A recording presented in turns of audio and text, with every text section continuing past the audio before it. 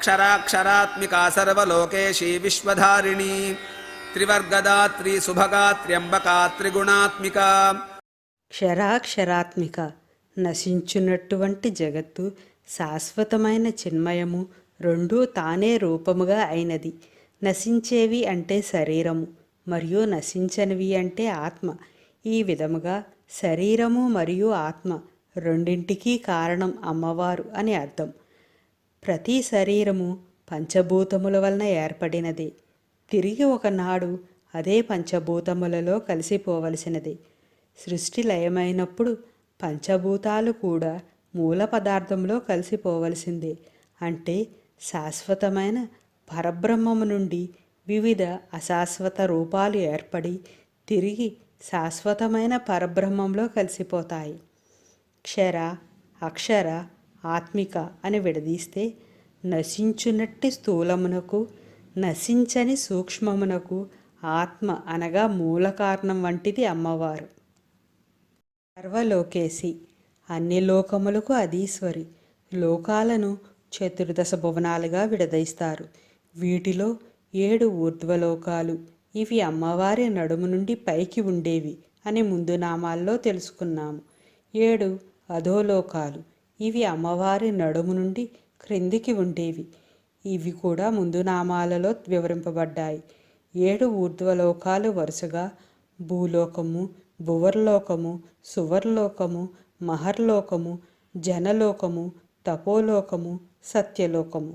7 అధోలోకాలు వరుసగా అతల, వితల, సుతల, తలాతల, మహాతల, రసాతల, పాతాళ లోకాలు. మొత్తం 14 లోకాలకు అమ్మవారే అధినాథురాలు. లోకాల విభజన ఇంకో విధంగా కూడా ఉంటుంది. ఈ సృష్టి మొత్తం 3 రకాల లోకాలలో ఉంటుంది. ఆదిత్యలోకము, రుద్రలోకము, వసులోకము. ఆదిత్యలోకము నుండి వసులోకానికి వస్తున్న కొలది సూక్ష్మత్వము నుండి స్థూలత్వం పెరుగుతుంది. ఆదిత్యలోకానికి 12 మంది సూర్యులు, రుద్రలోకానికి 11 మంది రుద్రులు, వసులోకానికి 8 మంది వసువులు ఉంటారు. ఈ లోకాలన్నింటికీ అధినాథురాలు అమ్మవారే. విశ్వధారిణి, విశ్వమును ధరించినది. ప్రళయకాలంలో రాబోయే సృష్టికి సంబంధించిన కారణ బీజాలను తనలో ఇముడ్చుకుని ధరిస్తుంది కాబట్టి అమ్మవారు విశ్వధారిణి. వేదోక్త దుర్గాస్తుతిలో కూడా ఇటువంటి అమ్మవారిని గురించి భూమిర్ధేనుర్ధారిణి లోకధారిణి అని చెప్పబడింది. విశ్వమును ధరించినది అని ఈ నామానికి అర్థం. త్రివర్గదాత్రి, ధర్మ, అర్థ, కామములను ఇచ్చినది. సాధారణంగా ధర్మార్థ కామాలు మూడింటిని త్రివర్గములు అంటారు. అవే పురుషార్థాలు. ఆమె పురుషార్థాలను ఇచ్చేది. విశ్వంలో అన్నీ ఎలా ఉండాలో అలా ఉండేట్టు చూస్తూ నడిపించే శక్తి అమ్మవారు. పురుషార్థాలను ప్రసాదిస్తూ చివరకు మోక్షాన్ని ఇచ్చేది. ఈ విషయాన్ని 736వ నామమైన ముక్తిరూపిణి, 291వ నామమైన పురుషార్థప్రద అనే నామాలు స్పష్టం చేస్తున్నాయి. సుభగ, సౌభాగ్యవతి. సు అంటే మంచితనము, బా అంటే వెలుగు, గా అంటే గమనము లేదా చైతన్యము లేదా ప్రవర్తనల సమన్వయ స్వరూపిణి. సుగుణ సౌరభం, సాన్నిధ్య ప్రకాశం, చైతన్య వికాసం, ఈ మూడింటిని తాను కలిగి ఉండటమే కాదు, ఈ మూడింటిని తనను ఆరాధించిన పుణ్య స్త్రీలకు కూడా ప్రసాదిస్తుంది అమ్మవారు. అందుకని ఆమె శుభగ, సౌభాగ్య స్వరూపిణి, సువాసినులకు సౌభాగ్యమునిచ్చినది అని ఈ నామానికి అర్థాలు. 5 సంవత్సరాల కన్యకను శుభగా అంటారు. త్రయంబక, 3 కన్నుల కలది. త్రినయన అనే 453వ నామం, త్రిలోచన అనే 477వ నామం కూడా అమ్మవారి 3 నేత్రాలను గురించి వివరాలను తెలియజేస్తాయి. అంబకము అంటే కన్ను అని ఒక అర్థం, బాణమని మరో అర్థం కూడా ఉన్నాయి. కన్ను అనే అర్థం తీసుకుంటే 3 కన్నులు కలది అని ఈ నామానికి అర్థం. అమ్మవారి కుడి కన్ను సూర్యాత్మకం, ఎడమ కన్ను చంద్రాత్మకం, ఫాలనేత్రం అనలాత్మకం అంటే అగ్నితత్వం. సూర్య, చంద్ర, అగ్నులు సూచించే ఈ 3 కళ్ళు వరుసగా పగలు, రాత్రి, సంధ్యకాలాలను కూడా సూచిస్తాయి.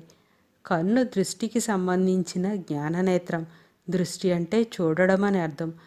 ఈ చూడటం కాలపరంగా ఈ నామానికి భూత భవిష్యత్ వర్తమాన కాలజ్ఞానాన్ని సూచించే నేత్రత్రయాన్ని కలిగినది అనే అర్థం కూడా చెప్పుకోవచ్చును. అమ్మవారి దృష్టి బాణపరంగా చెప్పుకుంటే భూత భవిష్యత్ వర్తమాన కాలాలను చూడగలదు అని అర్థం. అమ్మవారికి శివునికి భేదము లేదు కనుక అమ్మవారు కూడా శివుని త్రినేత్ర లక్షణాలతో సారూప్యం కలది అని ఈ నామానికి అర్థం చెప్పవచ్చును. త్రిగుణాత్మిక సత్వ రజో తమో గుణాలను ఇచ్చినది. గుణాలు 3 రకాలు. అవి సత్వ రజస్తమో గుణాలు. ఈ 3 గుణాల స్వరూపంగా అమ్మవారు ఉంటుంది. సత్వరజస్తమో గుణాలకు బ్రహ్మ, రుద్ర, విష్ణువులు ప్రతీకలు. వీరి రూపంలో అమ్మవారు సృష్టి కార్యాలను నిర్వహిస్తుందని మునుపటి నామాలలో తెలుసుకున్నాం. వ్యక్తమయ్యే అంటే కనిపించే ప్రతి వాటిలోనూ త్రిగుణాలు ఉంటాయి. త్రిగుణాత్మకమైన ప్రపంచంలో త్రిగుణాలు లేకుండా ఉండే స్థితి అని వేరే ఉండదు. త్రిగుణాత్మికంగా బ్రతకడమే మోక్షం అంటే అన్నింటికీ సాక్షిగా బ్రతకడం. త్రిగుణాలను సమన్వయపరుస్తూ త్రిగుణాత్మికంగా ఉండే ఆత్మతత్వమే అమ్మవారి తత్వం.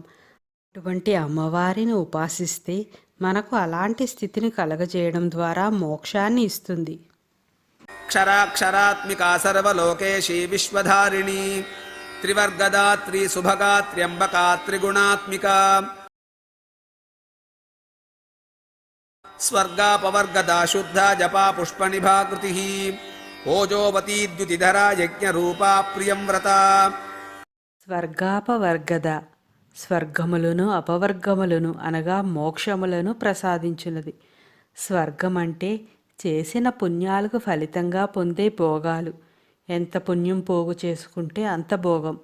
ఒకసారి చేసిన పుణ్యాలు అనుభవించిన భోగాలు సమానమైతే తిరిగి ఆత్మ ఏదో ఒక శరీరంలో ప్రవేశించి మళ్ళీ కర్మ ఫలితాన్ని అనుభవిస్తూ పుణ్యాలను పోగు చేసుకోవలసినదే. ఈ ప్రక్రియ మనందరికీ తెలిసినదే. పూటభత్యం పొయ్యి వెలుగు లాంటిది. ఏ పూట సంపాదిస్తే ఆ పూట పొయ్యి వెలిగించి వండుకు తినడంలాగా. అపవర్గం అంటే ముక్తి లేదా మోక్షం. అపవర్గ సంబంధమైన మోక్షానుభూతి కాలంతో కానీ అనుభవించడంతో కానీ తరగదు. ఈ స్థితికి చేరిన వారికి అశాశ్వతమైన వాటిపై ఆసక్తి ఉండదు. దేవతలు స్వర్గ సంబంధమైన భోగాలను ఇవ్వగలరేమో కానీ అపవర్గ సంబంధమైన మోక్షాన్ని ప్రసాదించలేరు. రెండింటినీ ప్రసాదించగలది అమ్మవారే. అమ్మవారు పాపపుణ్యాలను కర్మబంధాల నుండి ముక్తిని ప్రసాదించి చివరకు శాశ్వతమైన మోక్షాన్ని ఇస్తుంది. ఈ స్థితిలోని ఆత్మకు శరీరాలను ఆశ్రయించవలసిన అవసరం లేదు. అట్టి ఉత్తమ స్థితిని మనకు ఇవ్వగలదు కాబట్టి అమ్మవారిని స్వర్గాపవర్గద అన్నారు. శుద్ధ మలినము లేనిది మరియు పవిత్రమైనది. అమ్మవారు ముక్తిని పొందడానికి అవసరమైన పవిత్రతను జ్ఞానాన్ని ఇస్తుంది. మునుపటి నామంలో సూచించినట్టుగా రాగద్వేషాదులు లేకుండా త్రిగుణాలకు అతీతంగా సువర్గ అపవర్గాలను అనుభవించే వారికి అమ్మవారు శుద్ధ స్వరూపముగా సాక్షాత్కరిస్తుంది. ఈ శుద్ధత్వం వచ్చినప్పుడు కొత్త సత్యం గోచరమవుతుంది. ఇప్పటి వరకు సత్యం అనుకున్న వాటిలో సత్యం ఎంత ఉందో స్పష్టమవుతుంది. ప్రతిదానిని తెలుసుకోవడం అర్థం చేసుకోవడంలో స్పష్టత వస్తుంది. శుద్ధ చైతన్య స్వరూప దర్శనం మహాత్ములకు మాత్రమే సాధ్యం. జపాపుష్ప నిభాకృతి మందారపు పువ్వు వంటి ఛాయ్ కలిగినది. మంగళ చండీదేవి మందార పువ్వులా ఎరుపు రంగులో ఉంటుంది. సాధకులు జపం చేసేటప్పుడు నెమ్మదిగా చెయ్యాలి. జపానికి సంబంధం ఉన్న పుష్పం జపాపుష్పం. జపాపుష్పం అంటే మందార పువ్వు. మొగ్గలాగా ఉన్న స్థితిలోంచి పువ్వు స్థితికి వికసించడం అతి నెమ్మదిగా జరిగే పుష్పం జపాపుష్పం. ఈ వికసించడాన్ని స్పష్టంగా చూడవచ్చును. అమ్మవారు నామాన్ని నెమ్మదిగా జపించినప్పుడు నెమ్మదిగా అమ్మవారు ప్రసన్నమవడం కూడా స్పష్టంగా గమనించవచ్చు. అమ్మవారి ప్రసన్నతకు ఈ జపాపుష్ప వికాసానికి పోలిక ఉండబట్టే ఈ పుష్పాన్ని జపాపుష్పమని మందార పుష్పమని పేరు వచ్చింది. మందార అంటే నెమ్మదిగా వికసించినది. ఈ నామంలో నిబ అనే పదాన్ని ని మరియు భా అని విడదీస్తే నిశ్శేషమైన వెలుగు అని అర్థం. మందార పువ్వు రంగుతో ప్రకాశించు ఆకారం అంటే దేహము గలది అని ఈ నామానికి అర్థం. వాసనకు జపాపుష్ప రంగులు అంటే ఎరుపు రంగులో అమ్మవారిని ధ్యానించాలి. బ్రహ్మోపాసనకు అమ్మవారిని బంగారం రంగులో ధ్యానించాలి. అవతార తత్వాన్ని తేలిగ్గా తెలుసుకోవడానికి నీలవర్ణంలో ధ్యానించాలి.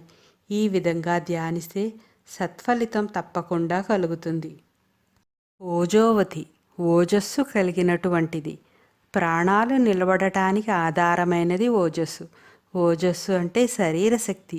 శరీరం అంతటా ప్రాణాధారమైన వెచ్చదనం. ఓజస్సు అనేది శరీరం యొక్క 8వ పదార్థమని చెప్పబడింది. అంటే రసము, రక్తము, మాంసము, మేధస్సు, అస్థి, మజ్జ, శుక్రము అని శరీరంలో 7 రకాల ధాతువులు ఉంటాయి. వీటినే సప్తధాతువులు అంటారు. ఈ 7ంటిని కళ్ళతో చూడవచ్చు. ఓజస్సు, సహస్సు, బృహజస్సు మొదలైన ధాతువులు సూక్ష్మమైనవి. వీటిని కళ్ళతో చూడలేము. తెలివిని, బలాన్ని ఎలా అయితే చూడలేమో అలా.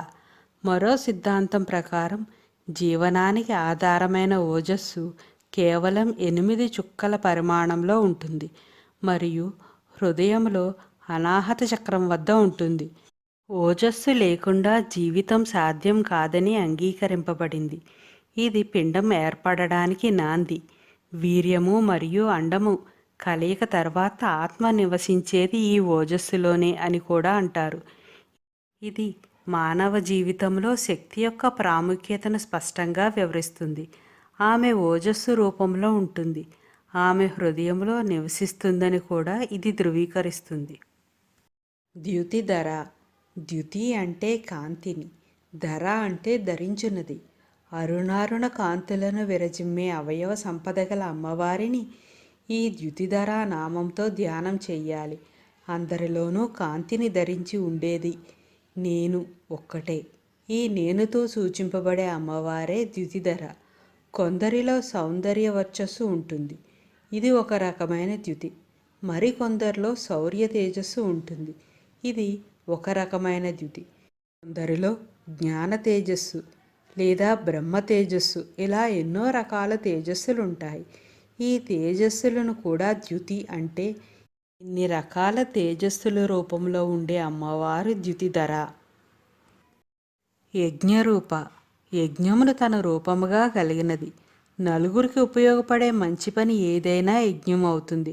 మనుష్యులు దేవతలను ఉద్దేశించి యజ్ఞాలు చేస్తే ఆ దేవతలు ప్రసన్నమై ఎండ, వేడిమి, వర్షము, వెన్నెల మొదలైన వాటిని దేవతలు మనుష్యులకు అందే ఏర్పాటు చేస్తారు. ఇలా ఒకరికొకరు చేసుకునే పనులు కూడా యజ్ఞార్థ కర్మలే. ఈ యజ్ఞార్థ కర్మల వల్ల విశ్వశ్రేయస్సు కలుగుతుంది, లోక కళ్యాణం జరుగుతుంది. విష్ణుమూర్తి సాక్షాత్తు యజ్ఞస్వరూపుడే. అందుకే యజ్ఞోవై విష్ణువు అంటారు. గీతలో కూడా తాను యజ్ఞస్వరూపుడేనని భగవానుడు చెబుతాడు. నారాయణ, నారాయణి అభేదము కనుక లోక కళ్యాణానికి ఉపకరించే యజ్ఞాలన్నీ అమ్మవారి రూపాలే అని ఈ నామానికి అర్థం. ప్రియవ్రత. సంకల్పనిష్టతో కూడిన వ్రతములయందు ప్రీతి కలిగినది.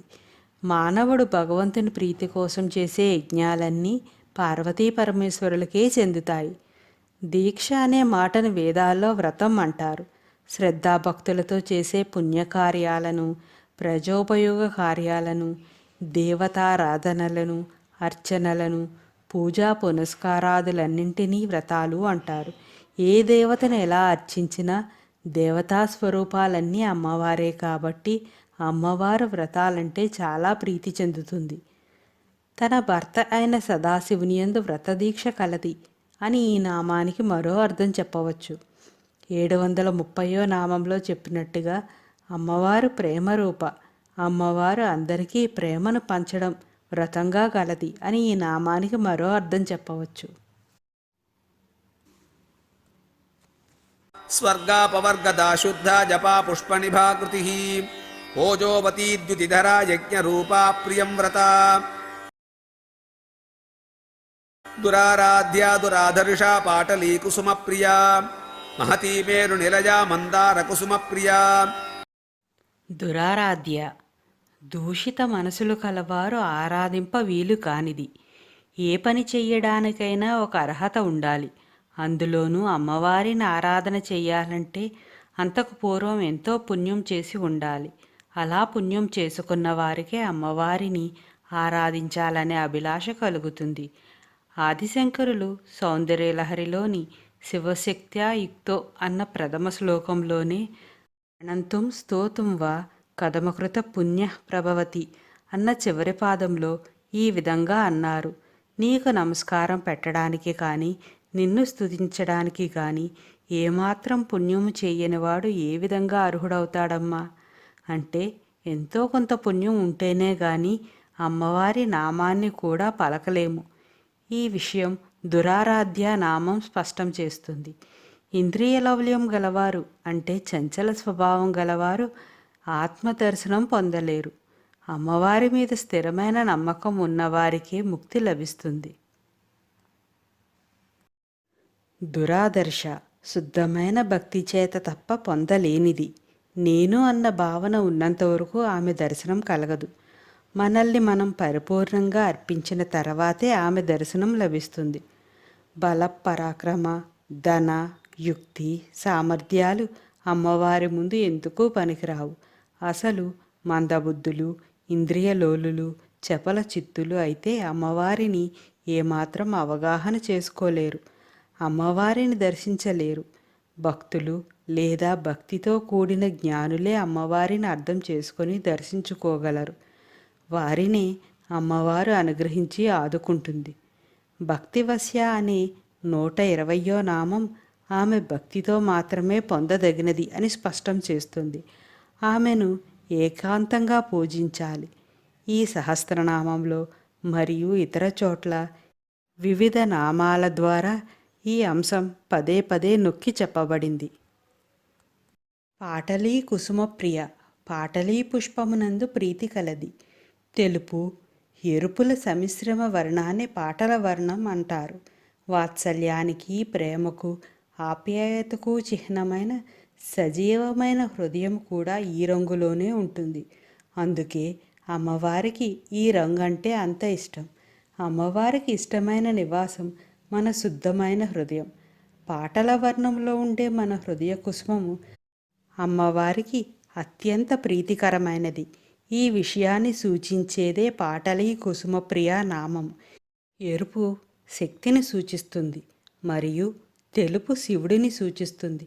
కాబట్టి ఈ పువ్వు శివుడు మరియు శక్తి ఇద్దరినీ సూచిస్తుంది. శివుడికి బిల్వపత్రం అంటే ఇష్టం, శక్తికి పాటలీ పుష్పం అంటే ఇష్టం. మహతి అందరికన్నా అన్నింటికన్నా గొప్పదైనది. మహాన్ అనే పుల్లింగ శబ్దానికి స్త్రీలింగ శబ్దమే మహతి.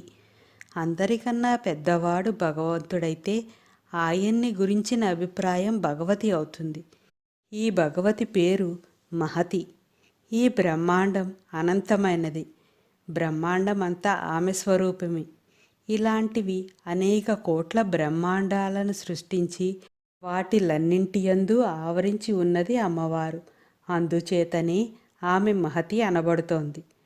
మన వెన్నుముకనే వీణగా, వెన్నుముక వెంబడి ఉండే ఇడ పింగళ సుషుమ్న నాడులని వీణకు ఉండే తంత్రాలుగా ప్రతి వ్యక్తిలోనూ ఏర్పాటు చేశాడు భగవంతుడు.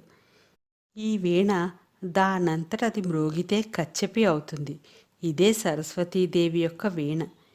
ఇదే రకమైన వీణను నారదుడికి ఇచ్చాడు భగవంతుడు. ఈ వీణ పేరు కూడా మహతి. నారదుడు ఒకసారి నారాయణ అంటే మహతి తంత్రాలు మళ్ళీ నారాయణ అంటాయి.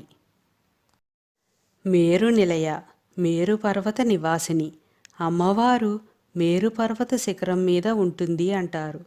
భూమికి సంబంధించి ఉత్తర ధ్రువం మేరువు అయితే మనకు సంబంధించిన వెన్నెముకను యోగదండము లేదా బ్రహ్మదండము లేదా మేరుదండము అంటారు. ఈ దండానికి పైకొన మేరువు, క్రింద కొన మందరం. అమ్మవారికి మెట్టినిల్లు సహస్రారం కాబట్టి ఇది మేరువును సూచిస్తుంది కాబట్టి అమ్మవారు మేరు నిలయ అయ్యింది.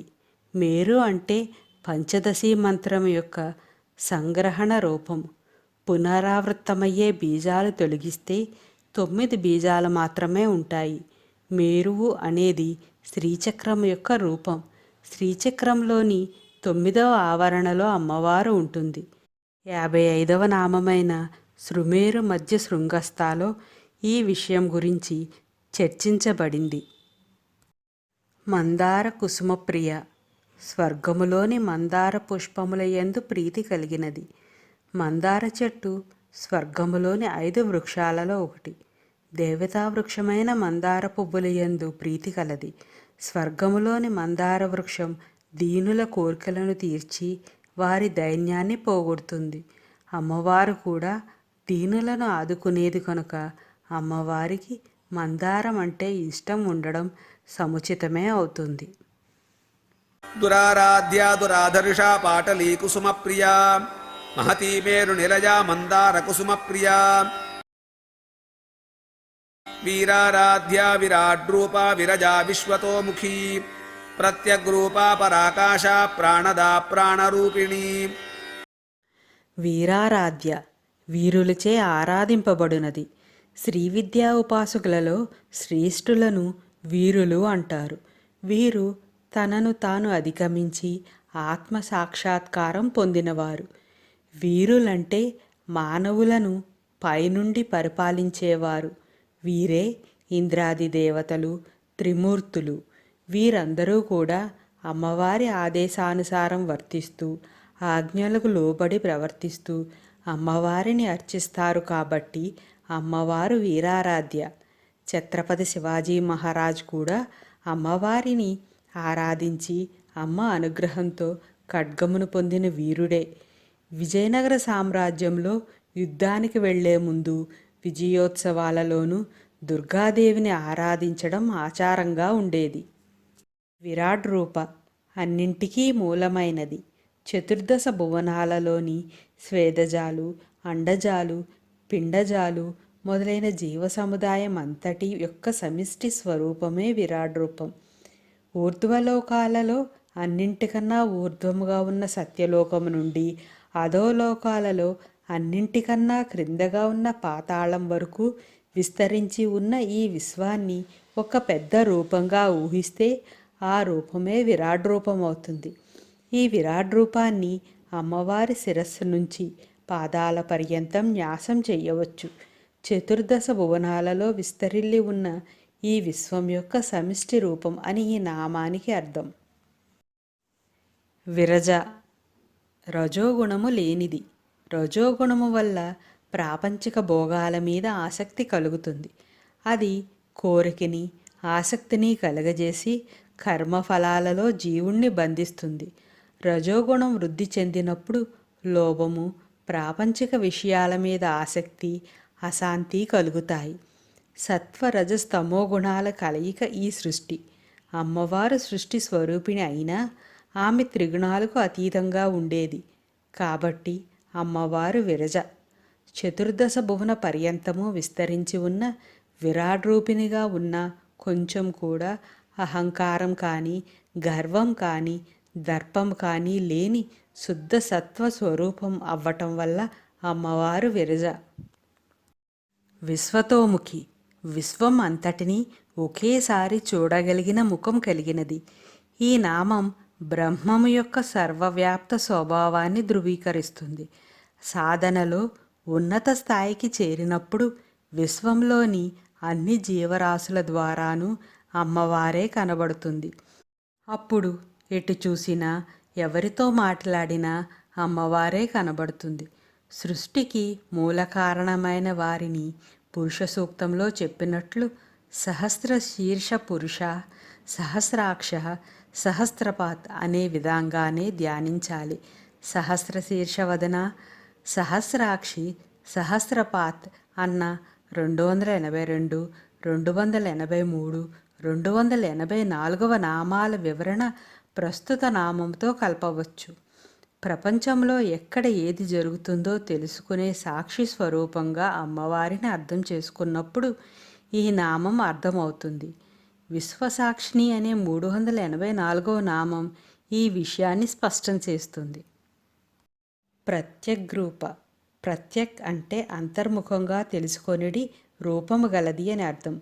ఇంద్రియాలు మనకు ముందు ఉన్న విషయాల వైపు వెళుతూ పోతూ ఉంటాయే తప్ప అవి పనిచేయడానికి వాటి వెనుక ఉండి ప్రేరేపించే ఆత్మ వైపుకు తిరగవు.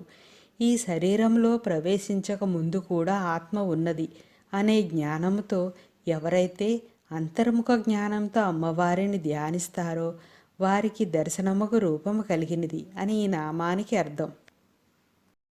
పరాకాశ. భావన మాత్రమైన ఆకాశ స్వరూపిణి. పరాకాశము అంటే అన్నిటా వ్యాపించి ఉండేది అని అర్థం. సర్వవ్యాప్తి. పరాకాశము బ్రహ్మస్వరూపమని అంటారు. అమ్మవారు బ్రహ్మం కాబట్టి ఆమెను ఆకాశంతో పోల్చారు.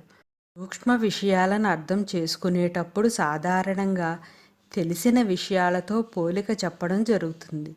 బ్రహ్మము అన్నింటికన్నా సూక్ష్మమైనది కాబట్టి ఆకాశంతో పోల్చబడుతుంది. మనలోని దహరాకాశ రూపంలో ఉండునది అంటే హృదయంలోని అత్యంత శుద్ధమైన సూక్ష్మమైన మనస్సు యొక్క కేంద్ర బిందువు, మన ఆలోచనలు ప్రతిబింబించే చోటు. ప్రాణద. సర్వజగత్తుకు ప్రాణమును ఇచ్చినది. గర్భంలో ఉన్న జీవుని మొట్టమొదటిగా మేల్కొల్పే శక్తి ప్రాణశక్తి. ఈ శక్తినే ప్రాణాగ్ని అంటారు. ఈ విధంగా మనలో పనిచేసే ప్రాణశక్తిని ఇచ్చేది అమ్మవారే కాబట్టి అమ్మవారు ప్రాణద, ప్రాణాలను ఇచ్చేది అని ఈ నామానికి అర్థం. ప్రాణరూపిణి. జీవులలో గల ప్రాణమే రూపముగా కలిగినది. ఈ నామం మునుపటి నామాన్ని ధృవీకరిస్తుంది. మునుపటి నామం ఆమె ప్రాణదాత అని చెప్పింది మరియు ఈ నామం ఆమె ప్రాణస్వరూపమని చెబుతుంది. ఈ నామం జీవి దేహ సంబంధమును తెలియజేస్తుంది.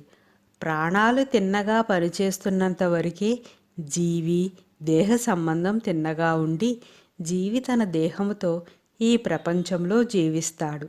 లేకపోతే దేహాన్ని విడిచి తన దోవన తాను పోతాడు. ప్రాణాలు 5గా చెబుతారు. వీటినే పంచప్రాణాలు అంటారు. వీటిని పంచవ్యాహృతులుగా ప్రాణము, అపానము, వ్యానము, ఉదానము, సమానముగా కూడా చెప్తారు.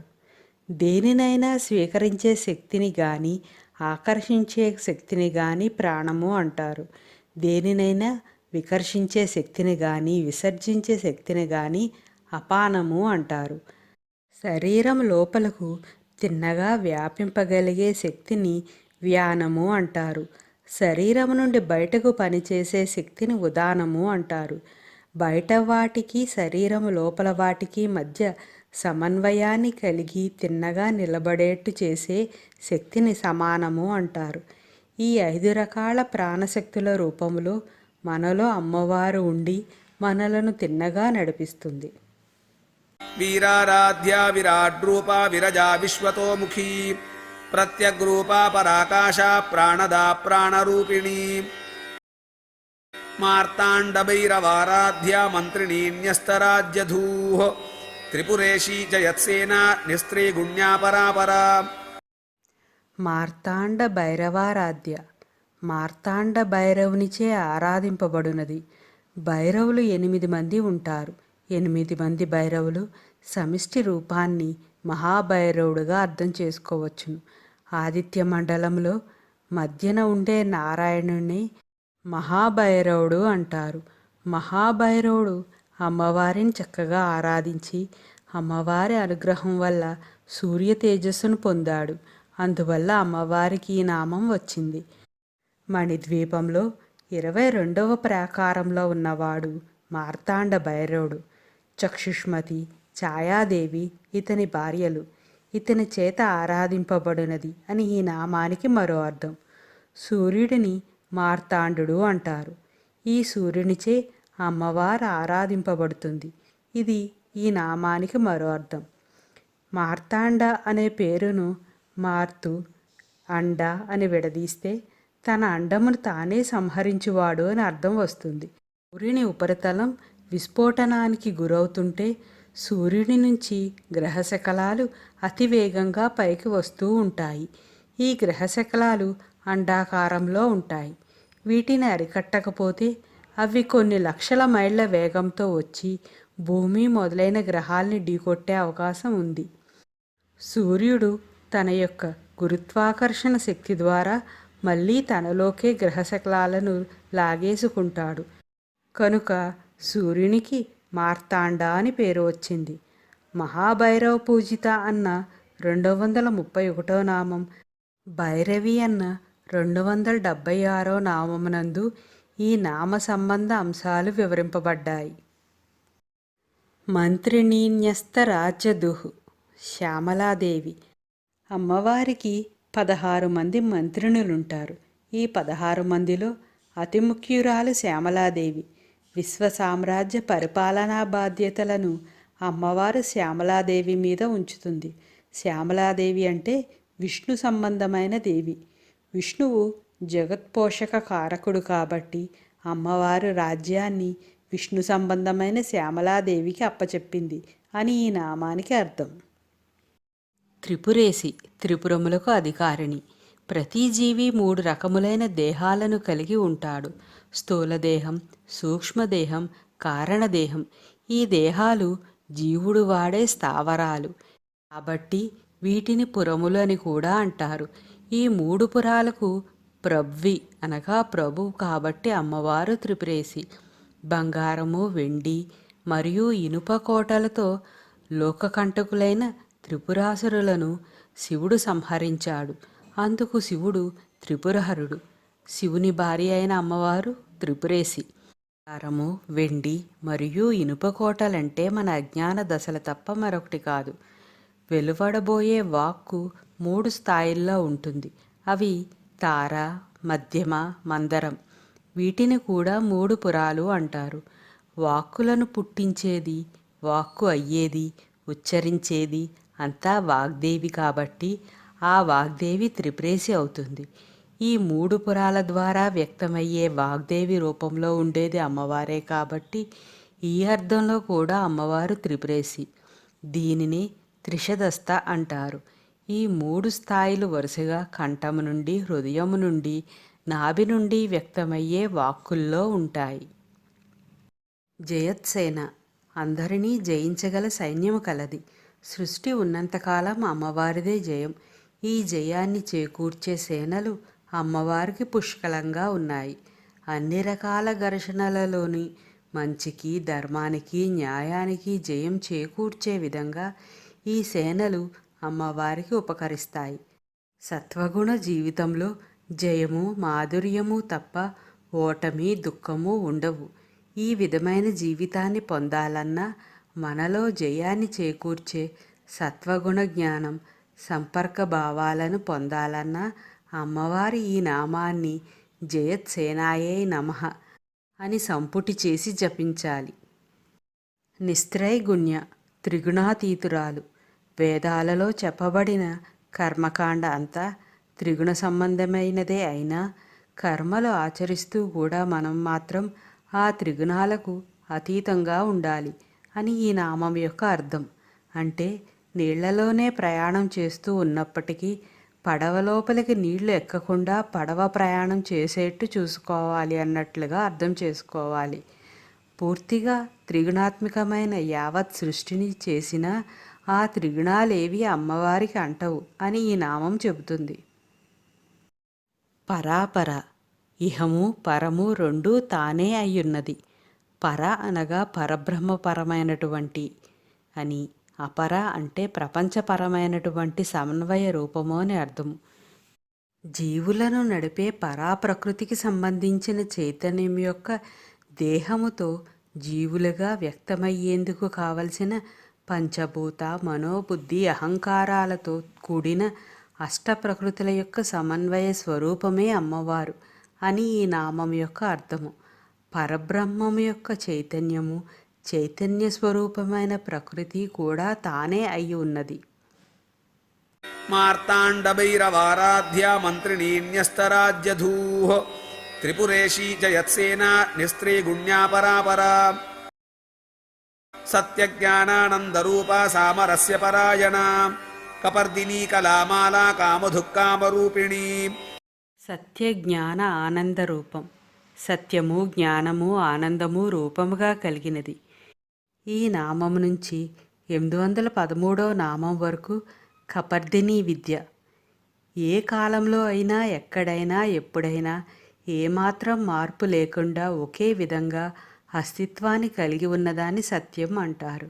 అలాగే లోటుపాట్లు, లొసుగులు, చేర్పులు, మార్పులు, కూర్పులు అవసరం లేని స్వయం ప్రబోధక, స్వయం ప్రచోదిత, స్వయం ప్రకాశ బుద్ధి వికాసమే అసలైన జ్ఞానం. అలాగే సర్వమునందు సమానమైన ప్రేమ కలిగి సర్వకాల సర్వావస్థలయందు ఏమి జరిగినా పొంగిపోవడం, కృంగిపోవడం లేకుండా నిరంతరం సంతోషంగా ఉండడమే పరమోత్కృష్టమైన ఆనందం. ఇటువంటి సత్య జ్ఞాన ఆనందాలను తన రూపముగా కలిగినది అమ్మవారు. సామరస్య పరాయణ. జీవుల ఎడల సామరస్య భావముతో ఉండునది. శివశక్తుల ఏకీభావమే సామరస్యము. శివుడు స్వయంగా ప్రకాశించే బ్రహ్మము మరియు శక్తి అతని స్వభావము. స్వభావ అంటే ప్రకృతి. శివుని స్వభావం శక్తి ద్వారా ప్రతిబింబిస్తుంది. పరమేశ్వరికి శివునకు భేదం ఏమాత్రం లేదు. సత్యజ్ఞాన ఆనంద సామరస్యము గలది అమ్మవారు. అందుకే సామరస్య పరాయణ అనబడుతోంది. కపర్దిని. జటాజూటము కలిగినది. ప్రతి వారికి ఎవరి అభిప్రాయాలు వారి వారి బుర్రలలో ఉంటాయి. బుర్రలలోని ఈ అభిప్రాయాల కట్టనే కపర్దము అంటే జటాజూటము అంటారు. అయితే అమ్మవారికి అభిప్రాయాలను సూచించే ఈ జటాజూటము ఉంటుంది, కానీ అది చిక్కులు పడి ఉండదు. మనకి కూడా అభిప్రాయాలు అనే జుట్టు ఉంటుంది, కానీ అది చిక్కులు పడి ఉంటుంది. ఈ చిక్కులు విడగొట్టుకోవటానికి చేసేవే యోగాలు, ప్రాయశ్చిత్తాలు, క్రతువులు, కర్మకాండలును. కపర్ది అనే పేరుగల శివుని భార్య కనుక ఆమె కపర్దిని అని పిలువబడుతుంది అని ఈ నామానికి మరో అర్థం. కళామాల. కళల యొక్క సమూహము. కళలు 64 రకాలుగా ఉంటాయి.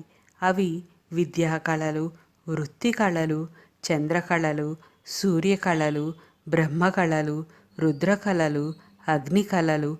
ఈ కళలన్నింటినీ అమ్మవారు మాలగా ధరిస్తుంది అని అర్థం. చతుష్షష్ఠి కళామయి అనే 236వ నామం కూడా దీనికి సంబంధించినదే. కామదుక్. కోర్కెలనిచ్చు కామధేనువు వంటిది. అమ్మవారిని వ్యాసులవారు కామధేనువుతో పోల్చారు. కామధేనువుకు 4 పొదుగులుంటాయి. ఈ 4 ద్వారా అందరికీ క్షీరం పితికి ఇచ్చినట్లు కావలసినవి ప్రసాదిస్తుంది. అమ్మవారు కూడా తన 4 చేతులతో మన ధర్మబద్ధమైన కోరికలు తీరుస్తుంది. వాక్కులను కూడా కామధేనువుతో పోలుస్తారు. ఈ వాక్కుకు పర, పశ్యంతి, మధ్యమ, వైఖరి అని 4 స్థితులుంటాయి. వాక్కు కూడా అమ్మవారి అనుగ్రహమే. ఆదిశంకరులు సౌందర్యలహరి శ్లోకంలో ఈ విధంగా వివరించారు. ఆమె అడిగిన దానికంటే ఎక్కువ ఇవ్వడంలో నిపుణురాలు. అది కూడా ఆమె ఇతర దేవతల వలె వరద అభయ ముద్రలను తన చేతులతో అభినయించవలసిన అవసరం లేదు.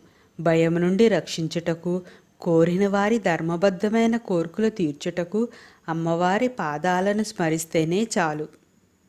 కామరూపిణి. కోరిన రూపం ధరించున్నది. కామ అంటే కోరినటువంటి లేదా కోరుకున్నటువంటి అని అర్థం చెప్పుకుంటే, ఏ రూపంలో దర్శించాలని మనం కోరుకుంటే ఆ రూపంలో వ్యక్తమయ్యేది. అందుకని కామరూపిణి. అలాగే తాను ఏ రూపంలో వ్యక్తం కావాలనుకున్నా ఆ రూపంలో వ్యక్తం కాగలదు అని అర్థం చెప్పవచ్చును. కామేశ్వరుని రూపమే తన రూపముగా కలిగినది కనుక కామరూపిణి. అన్ని కోర్కెలు తీర్చేది. భక్తులు తనను ఏ పేరుతో పిలిస్తే ఆ పేరుతో పలుకుతుంది. ఏ రూపంతో ఆరాధిస్తే ఆ రూపంతో దర్శనమిస్తుంది. సత్యజ్ఞానానందరూప సామరస్య పరాయణ కపర్దినీ కళామాలా కామధుక్కామరూపిణీ కళానిధి కావ్యకళా రసజ్ఞా రససేవధి పుష్టా పురాతనా పూజ్యా పుష్కరా పురుషేక్షణ. కళానిధి కళలకు నిధి వంటిది. కళ అనే పదములో వచ్చే పూర్వనామాలలో చెప్పిన వివిధ కళలకు గని వంటిది. ప్రసన్నమైన వెన్నెలలు విరజిమ్మే చంద్రుని తన ముఖముగా కలిగినది కాబట్టి అమ్మవారు కళానిధి.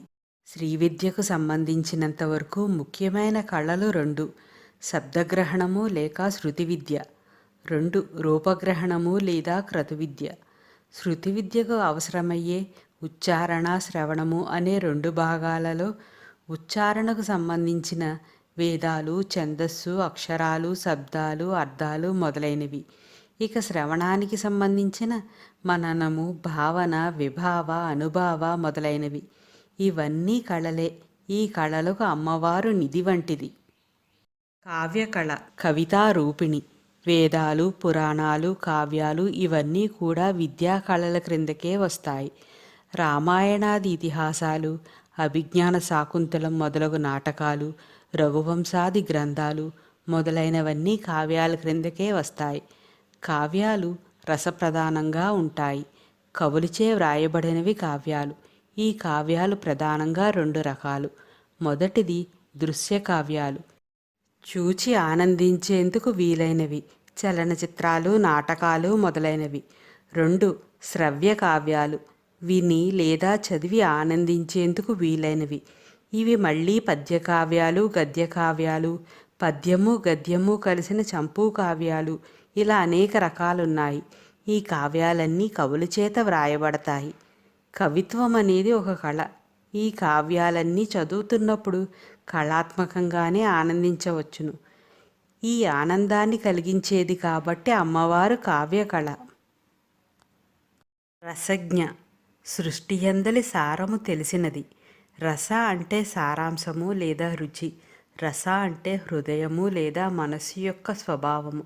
పరబ్రహ్మ రసస్వరూపుడు కాబట్టి అమ్మవారు రసస్వరూపురాలు. రసాలు 9 రకాలుగా అలంకారికులు చెబుతారు. కావ్యాలలో రసపోషణ ప్రధానమైనది.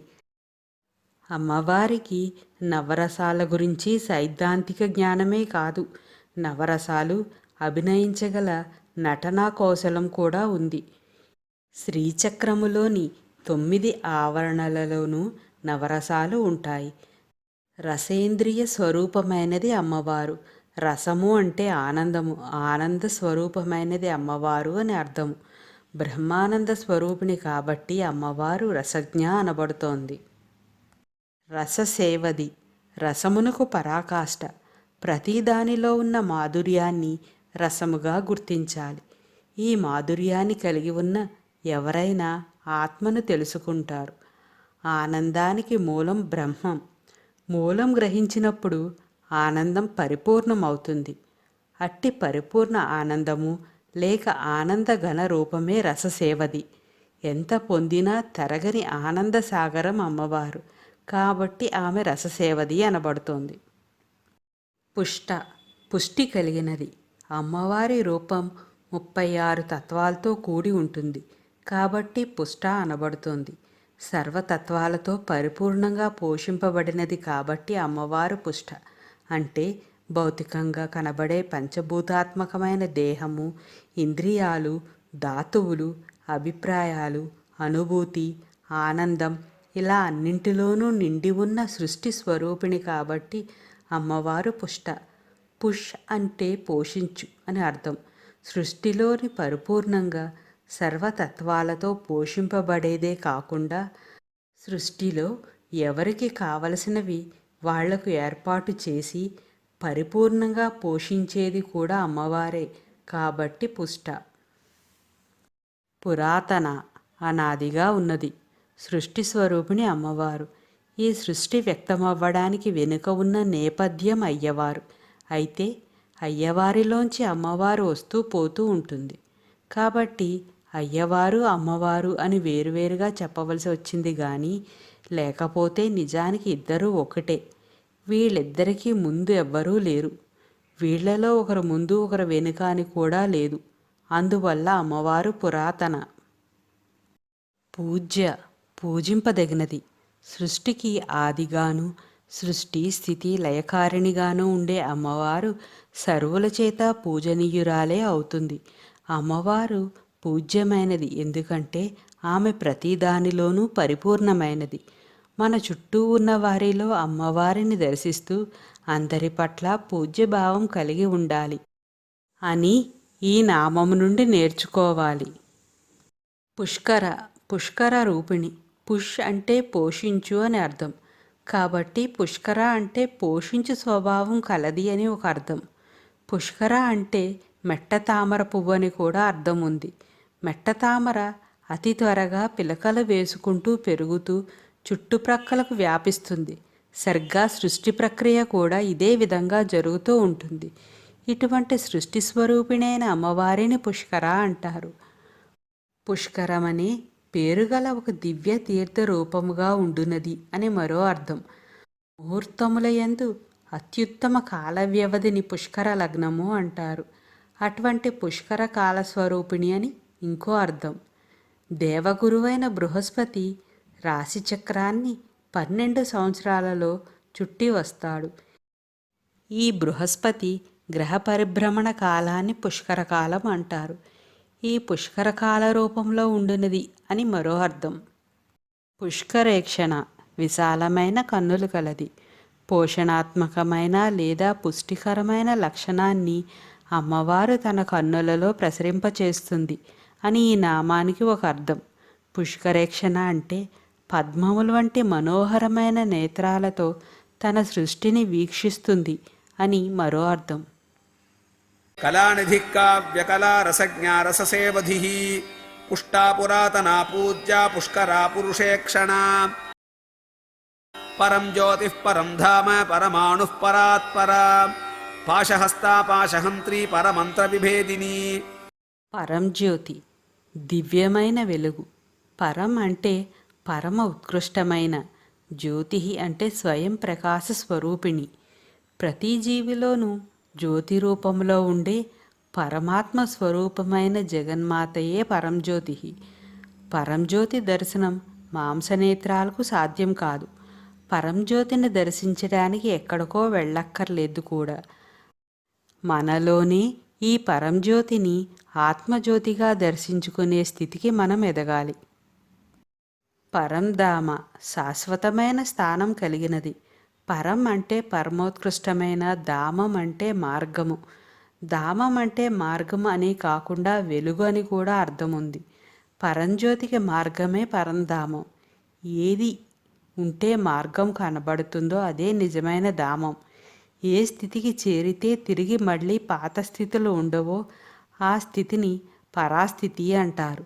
ఆ పరాస్థితిని పరమపదమని, దీన్ని చేరే మార్గాన్ని పరంధామము అని అంటారు. ఇట్టి స్థాయిని ప్రసాదించు అమ్మవారు అని ఈ నామానికి అర్థం. పరమాణువు, అత్యంత సూక్ష్మమైనది. పరమ అణువు అంటే అణువు కంటే చిన్నది. విశ్వంలో అన్ని వస్తువులు, పదార్థాలు, వ్యక్తులు, గ్రహాలు, తారకలు సర్వము ఏ సూక్ష్మాతి సూక్ష్మమైన కణముతో రూపొందింపబడుతున్నాయో అటువంటి సూక్ష్మాతి సూక్ష్మమైన కణమే పరమాణువు. ఈ పరమాణువులో పరమాణు పరిమాణములో ఉండి సృష్టి సమయములో ఈ విశాల విశ్వముల రూపము దాల్చున్నది అమ్మవారు. సృష్టి స్వరూపిణి అయిన అమ్మవారు సృష్టికి పూర్వం పరమాణువుగానే ఉంటుంది అని ఈ నామానికి ఒక అర్థం. అణు అంటే మంత్రమని కూడా అర్థం ఉంది. పర అంటే ఉన్నతమైనది మరియు అణు అంటే మంత్రము. అత్యున్నత మంత్రం ఎల్లప్పుడూ అమ్మవారి పంచదశీ మంత్రమే. పరాత్పర, సమస్త లోకాలకు పైన ఉండునది. పర అంటే అత్యున్నతమైనది. పరాత్పర అంటే అత్యున్నత స్థాయి. నవావరణ పూజా సమయములో 9వ ఆవరణలో షోడశీ మంత్రంలో దీక్ష పొందినవారు మాత్రమే ఆచరించగల ప్రత్యేక 9వ ఆవరణ పూజ ఉంది. వారు ఆమెను త్రికండ ముద్ర ఉపయోగించి పరాయ, అపరాయ, పరాత్పరాయ అని సంబోధిస్తూ పూజిస్తారు. మనుషుల కన్నా గొప్పవారు దేవతలు, దేవతల కంటే గొప్పవారు త్రిమూర్తులు, త్రిమూర్తుల కంటే గొప్పది అమ్మవారు. అందుకని అమ్మవారు పరాత్పర. బ్రహ్మ ఆయుష్కాలమైన పరాకాలానికి కూడా పైన అతీతంగా ఉండేది కాబట్టి అమ్మవారు పరాత్పర. పాశహస్త, పాశమును హస్తమున ధరించినది. అమ్మ ఎడమ చేతిలో పాశమనే ఆయుధం ఉంటుంది. ఇది అనురాగ స్వరూపమైనది. రాగస్వరూప పాషాఢ్య అనే 8వ నామము అనురాగ స్వరూపముగా గల పాశమును ధరించినది అమ్మవారు అని తెలుపుతుంది. పరాత్పర మార్గములోకి మనలను లాగడానికి అమ్మవారు ఈ పాశం ఉపయోగిస్తుంది. అమ్మవారిని భక్తితో ఒక్కసారి స్మరిస్తే చాలు, అమ్మవారే మనలను పాశముతో కట్టి మరీ పరామార్గంలో నడిపిస్తుంది అని ఈ నామానికి అర్థం. పాశహంత్రి, జీవులను సంసార బంధము నుండి విడిపించునది. పాశ అంటే ఆత్మను బంధించే లౌకిక బంధనాలు, కర్మబంధాలు అనే అర్థం కూడా ఉంది. అమ్మవారు మన ఆత్మలను కర్మబంధాల నుండి విడిపించి మనకు ముక్తిని ఇస్తుంది అని కూడా ఈ నామానికి అర్థం ఉంది. కర్మలు ఉన్నంత వరకు అమ్మవారి సాక్షాత్కారం సాధ్యం కాదు. అమ్మవారు పాశమనే ఆయుధముతో భక్తుల లౌకిక పాశములను తొలగిస్తుంది. అప్పుడే శివ సాయుధ్యం సిద్ధిస్తుంది. పరమంత్ర విభేదిని, శత్రువుల మంత్ర ప్రయోగములను పటాపంచలు చేయునది. దుర్మార్గుల దుష్ట ప్రయోగాల నుంచి మంచివారిని రక్షించేది. రోజు అమ్మవారి నామం జపించేవారికి ఎటువంటి భయమూ కలగకుండా వారిని అహర్నిశలు కాపాడుతుంది. ఇది ఈ నామానికి ఒక అర్థం. మన చుట్టూ ఉన్న వారిలో మనవారు పరాయివారు అనే భేదం సాధారణంగా అందరిలోనూ ఉంటుంది. ఈ పరాభావన వలన అందరిలో ఉన్న పరమాత్మను దర్శించడం అసాధ్యం. ఈ పరాభావనను తొలగించినది అని కూడా ఈ నామానికి మరో అర్థం. ఇంతటితో కపర్దిని విద్య పూర్తవుతుంది. పరం జ్యోతిః పరం ధామ పరమాణుః పరాత్పరా పాశహస్తా పాశహంత్రీ పరమంత్ర విభేదిని మూర్తా మూర్తా నిత్యతృప్తా మునిమానసహంసికా సత్యవ్రత సత్యరూప సర్వాంతర్యామిని సతీ. మూర్త, మూర్తి కలిగినది అనగా రూపము కలిగినది. పంచభూతాత్మకమైన పరమాత్మ స్వరూపమే అమ్మవారు. మిగిలిన అన్నింటినీ ఎలా అయితే చూడగలుగుతున్నామో అలాగే అమ్మవారిని కూడా భౌతిక రూపముగా చూడవచ్చు. కంచిలో కామాక్షి అమ్మవారిని భౌతిక రూపముగా ఈ రోజుకి దర్శించవచ్చు. కాకపోతే అమ్మవారిని గుర్తించగల జ్ఞానం మనకు ఉండాలి, అంతే. మూకపంచసతి రచించిన మూకకవి అమ్మవారిని దర్శించలేదా? అమూర్త, పంచభూతాత్మకమైన పరమాత్మ స్వరూపమే అమ్మవారు. పంచభూతాలలో గాలి, ఆకాశం ఇవి రెండూ అదృశ్యమైనవి అనగా అమూర్తి, రూపము లేనివి. భూమి, అగ్ని, నీరు ఇవి 3 మూర్త, రూపము కలిగినవి అంటే కనిపిస్తాయి. పరబ్రహ్మమైన అమ్మవారు 2 విభిన్న పాత్రలను కలిగి ఉంది. రూపము లేకుండా మరియు రూపముతో. రూపము లేకుండా స్వయంగా ప్రకాశించే కాంతిగా సాక్షాత్కరించబడుతుంది. పరంజ్యోతి అనే 806వ నామాన్ని ఇక్కడ గుర్తు చేసుకోవాలి. మరియు రూపముతో విగ్రహాలు, శ్రీచక్రం మొదలైనవిగా కనిపిస్తుంది. అజాయమానో బహుదా విజాయతే అని పురుష సూక్తంలో కూడా ఇదే విషయం చెప్పబడింది. అంటే పుట్టుక లేనివాడైనా బహువిధాలుగా పుడుతున్నాడు అని ఈ మంత్రార్థం. నిర్వచించగలిగేది, నిర్వచింపలేనిది, ఆశ్రయం కలిగినది, ఆశ్రయం లేనిది, తెలియబడు జ్ఞానము, తెలియబడని జ్ఞానము, సత్యము, అసత్యము ఇలాంటి జంట లక్షణాలు 2 చెల్లే తత్వమే ఈ పరబ్రహ్మతత్వం. సర్వాంతర్యామి తత్వం అని తైత్రీయోపనిషత్తు వివరణ. నిత్యతృప్త ఎల్లప్పుడూ తృప్తితో ఉండునది. తృప్తి అనేది ఆనందం యొక్క లక్షణం. అమ్మవారు తృప్తి చెందేది కళంకము లేని భక్తికి మాత్రమే. సృష్టిలో అమ్మవారు పొందాలి అనుకునేవి, పొందలేనివి అంటూ ఏమీ ఉండవు. అందుకనే ఆమె నిత్యతృప్త. ఒకసారి సృష్టి చేసి లయం చేసిన తర్వాత అమ్మవారు తృప్తి ఎందుకు చెందదు? మళ్ళీ సృష్టి ఎందుకు చేయడం అంటే రాను రాను పరిపూర్ణమవ్వడం కోసమేనేమో. ఈ ప్రక్రియను అమ్మవారు ఇలా ధారావాహికగా మాటిమాటికి కొనసాగించడం అని సమాధానం చెప్పుకోవలసి వస్తుంది. ముని మానస హంసిక. మునుల మనస్సులనెడి సరస్సులందు విహరించడి హంసరూపిణి. నియమనిష్టలతో ఏమీ ఆర్భాటాలు లేకుండా మౌనంగా ధ్యానాదులతో అమ్మవారిని ఉపాసించేవారిని మునులు అంటారు. ఈ మునుల మనస్సులు నిలకడగా ఉండే సరస్సులలాగా ఉంటాయి. అటువంటి మునుల మానస సరోవరంలో ఉచ్ఛ్వాస నిశ్వాసలనే రూపంలో ఉండే ఆడహంసలాగా విహరిస్తారు అమ్మవారు. అందుకని అమ్మవారు ముని మానస హంసిక. ఈ నామం వల్ల అమ్మవారిని ఎలా ధ్యానించాలో తెలుసుకోవచ్చు. ఎక్కడ ఉన్నా ఎప్పుడైనా మనసులో అమ్మవారి నామస్మరణ చేసుకుంటూ ఉండవచ్చు. ఈ విషయం పక్కవారికి తెలియకుండా ఉంటే చాలు. అంటే ఆర్భాటాలు లేకుండా, ప్రచారాలు లేకుండా ఉండాలి. సత్యవ్రత. సత్యమే వ్రతముగా కలిగినది. పరబ్రహ్మకు సంబంధించిన సత్యం, జ్ఞానం, అనంతం ఈ 3 లక్షణాలలో సత్యం ప్రధానమైనది, ప్రథమమైనది. సత్యసంధ అనే 693వ నామం అమ్మవారు సత్యస్వరూపిణి అని తెలియజేస్తుంది. సత్యం అంటే బ్రహ్మం.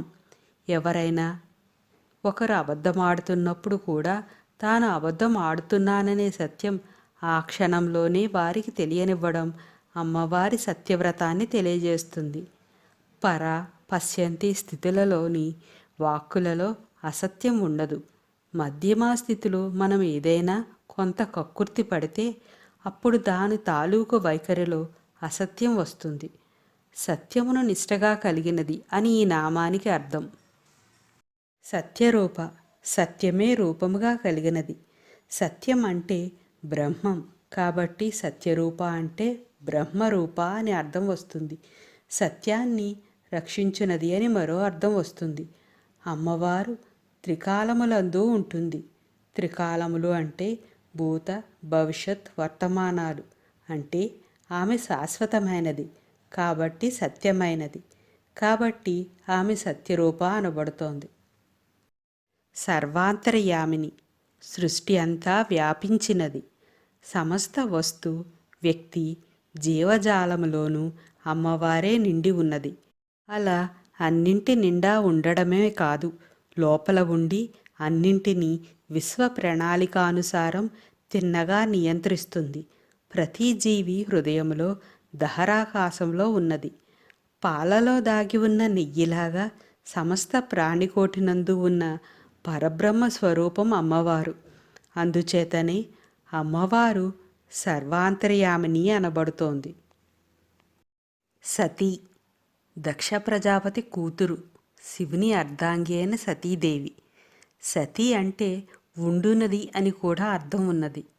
ఈ విశ్వం ఇలా మనం చూస్తున్నట్లుగా సర్వజీవ వస్తుజాలముతో కనబడడానికి మొట్టమొదట్లో ఉండేది, అటుపైన మార్పు చెందేది, ఇలా వివిధ స్థితిలో ఉండేదే సత్.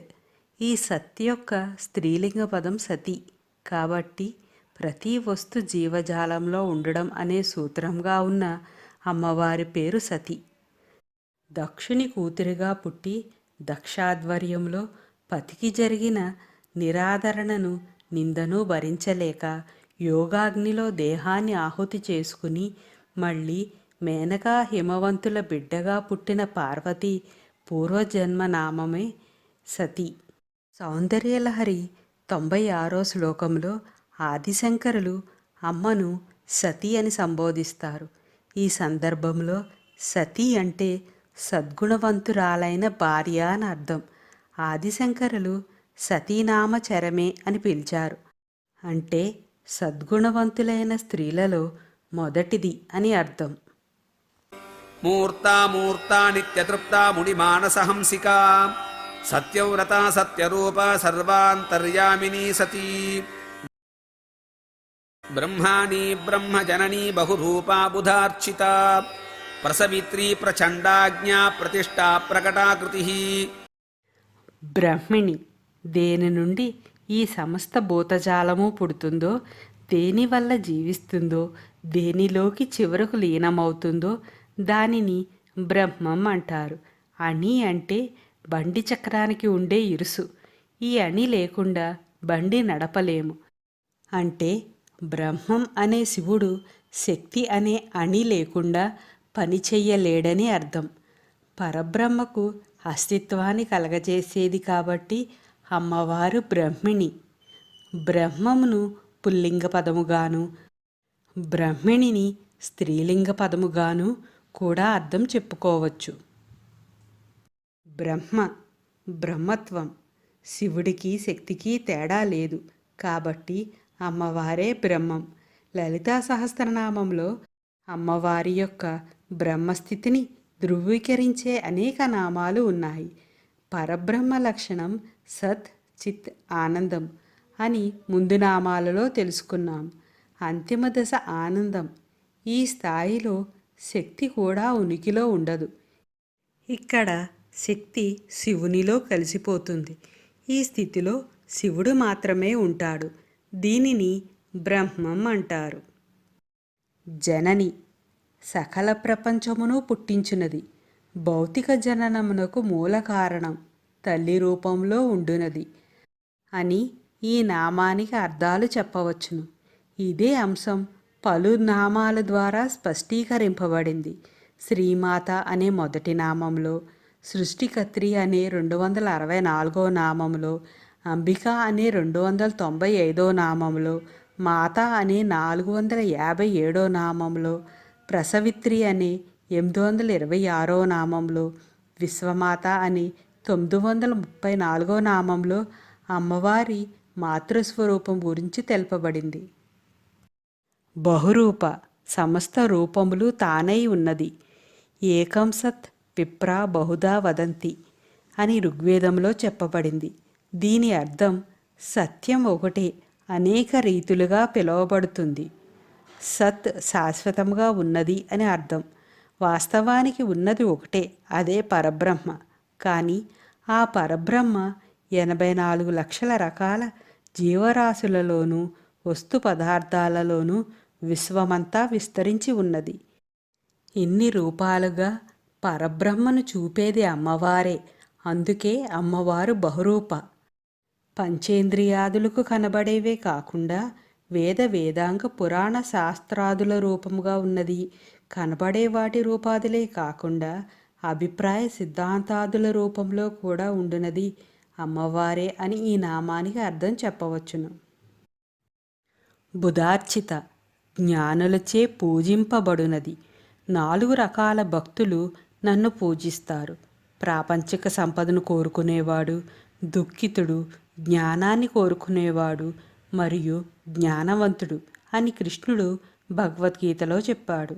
ఈ నామం జ్ఞానవంతులచే పూజింపబడునది అంటే బుద్ధి మార్గంలో అర్చించే విధానము అని అర్థం. అమ్మవారిని అర్చించే ప్రతి ఉపచారము ఎందుకు ఏర్పాటైందో దానిని దృష్టిలో పెట్టుకుని జ్ఞానవంతులు అర్చిస్తారు. ఉదాహరణకు పత్రం, పుష్పం, ఫలం, తోయం అని అమ్మవారికి సమర్పించాలంటే వీరి దృష్టిలో పత్రం అంటే పడిపోయేది, మనిషిని పడేసేది మనస్సు కాబట్టి మనస్సే పత్రం, మనస్సును అమ్మవారిపై నిలపడం. పుష్పం అంటే వికసించేది, మనిషిలో వికసించేది బుద్ధి కాబట్టి బుద్ధియే పుష్పం అంటే చేసే పనులు, ఆలోచన అమ్మవారి నామస్మరణతో ముడిపెట్టడం. ఫలం అంటే జ్ఞానబోధ అనే దెబ్బ చేత పగిలేది, మనలోని అహంకారం కాబట్టి అహంకారమే ఫలము. అనగా కొబ్బరికాయ పగలకొట్టినట్టు అహంకారం పగలగొట్టుకోవడం. తోయం అంటే రక్షించేది, పోషించేది కనుక తోయం. సోహం భావంతో ఉన్నప్పుడు ధ్యేయాన్ని సరిగ్గా గుర్తించుకుని క్రమక్రమంగా రక్షించేది చిత్తమే కాబట్టి ఆ చిత్తమే తోయం. మన ఒక్కొక్క ఇంద్రియ శుద్ధికై ఒక్కొక్క ఉపచారం. ఇలా బుద్ధి మార్గంలో జ్ఞానవంతుల అర్చన ముడిపడి ఉంటుంది. వాస్తవానికి జ్ఞానస్వరూపిణైన అమ్మవారి అర్చనలో ఈ అవగాహన చాలా అవసరం. ప్రసవిత్రి, జగజ్జనని. అంటే ప్రాకృష్టమైన పద్ధతిలో, సవిత్రి అంటే సృష్టించి ఇచ్చినది. సృష్టి జరగడంలో అనేక స్థితులున్నాయి. మొదటిది సంకల్పం, విత్తనం వేయడం లాంటిది. 2 కల్పనం, సూత్రబద్ధం చేయడం. 3 సృజనం, సూత్రాన్ని అమలులో పెట్టడం. 4 సుతి, గర్భంలో పడడం.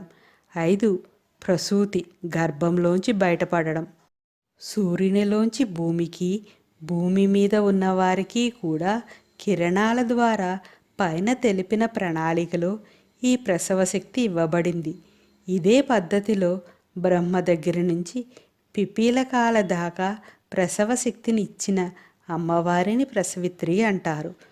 భౌతిక సృష్టి విషయంలోనే కాదు, వాక్ సృష్టి, వాంగ్మయ సృష్టి విషయంలో కూడా ఇలాగే వస్తుంది. అందుకే అమ్మవారు ప్రసవిత్రి. ప్రచండ, మరీ భయంకరమైనది అనగా తీవ్రమైనది. శక్తి స్వరూపిణి అయిన అమ్మవారి యొక్క కనబడే రూపం సందర్భాన్ని బట్టి మారుతుంది. ప్రళయ సందర్భంలో ప్రచండంగాను, సృష్టి సందర్భంలో ప్రసన్నంగానూ ఉంటుంది. అమ్మవారు కర్మఫల స్వరూపిణి. తప్పు శిక్ష పెద్దగా ఉంటుందని తెలిస్తే తప్పులు చేయడానికి భయపడతారు. అందుకే అమ్మవారు ఈ విషయంలో ప్రచండంగా ఉంటుంది. యావత్ సృష్టి అమ్మ శాసనాల ప్రకారం జరుగుతుంది. 14 లోకాలలో ఎక్కడైనా దేవ, దానవ, యక్ష, గంధర్వ, కిన్నెర, కింపురుషాదులలో ఎవరైనా 84 లక్షల జీవరాశుల్లో ఏ జీవి అయినా ఆవిడ ఇచ్చిన సృష్టి శాసనాలను మీరడానికి కుదరదు. ఈ శాసనాలకు అతీతులు కావాలంటే అద్వైత బ్రహ్మస్థాయిని చేరుకుని ముముక్షువులవ్వాలి. అంటే కర్మచక్రము నుండి బయటపడి అమ్మవారిలో లీనమవ్వాలి. ఆజ్ఞ, ఆజ్ఞాస్వరూపిణి. ఆజ్ఞ అంటే ఆదేశాలు. ఆమె ఆజ్ఞాపిస్తుంది. ఆమె ఆజ్ఞను పాటించకపోతే మునుపటి నామం ప్రకారం కోపంగా ఉంటుంది. ఆజ్ఞకు బదులుగా ఈ నామాన్ని జ్ఞా అని పిలుస్తారు. జ్ఞా అంటే తెలుసుకోవడం, జ్ఞానం కలిగి ఉండడం. జ్ఞానం బ్రహ్మం యొక్క ప్రధాన లక్షణముగా పరిగణింపబడుతుంది. అందువల్ల ఆమెను తెలుసుకోవడానికి అత్యున్నత నాణ్యత గల జ్ఞానానికి ప్రాముఖ్యత ఇవ్వబడింది. ఈ సందర్భంలో ఈ నామం ఆమెను జ్ఞానానికి మూలము లేదా జ్ఞానస్వరూపము అని సంబోధిస్తుంది. ప్రతిష్ట, కీర్తియే రూపముగా కలిగినది. సర్వజగత్తుకు అధిష్టాత్రి అయినందున సర్వజగత్తు ఆమె యందు ప్రతిష్ఠితమైనందున అమ్మవారు ప్రతిష్ట. పరమేశ్వరీ స్వరూపమైన విజ్ఞానమే ప్రపంచమున ప్రతి వస్తువునకు ఆధారమైనది. అన్నీ ఆమె యందు ప్రతిష్ఠించబడి ఉన్నాయి. ఈ ప్రపంచం సమృద్ధిగా ఉండడానికి కారణమైనది. ప్రకటాకృతి, బహిరంగమైన ఆకారం కలిగినది. బ్రహ్మం అన్ని జీవులలో ఉంటుంది. కానీ మాయా ప్రభావం కారణంగా మనం ఈ శరీరమే నేనుగా భావిస్తాం. బ్రహ్మము నుండి భిన్నంగా ఉంటాం. ఇతరులను కూడా స్థూల శరీరం ద్వారా వారిని గుర్తిస్తారు. ఇక్కడ నేను అనే చైతన్యం ప్రబలముగా ఉంటుంది. కానీ మనం అర్థం చేసుకోలేనిది ఏమిటంటే ఈ నేను అనబడేదే శివుడు. బ్రహ్మాణి బ్రహ్మజననీ బహురూపా బుధార్చిత ప్రసవిత్రీ ప్రచండాజ్ఞా ప్రతిష్టా ప్రకటాకృతి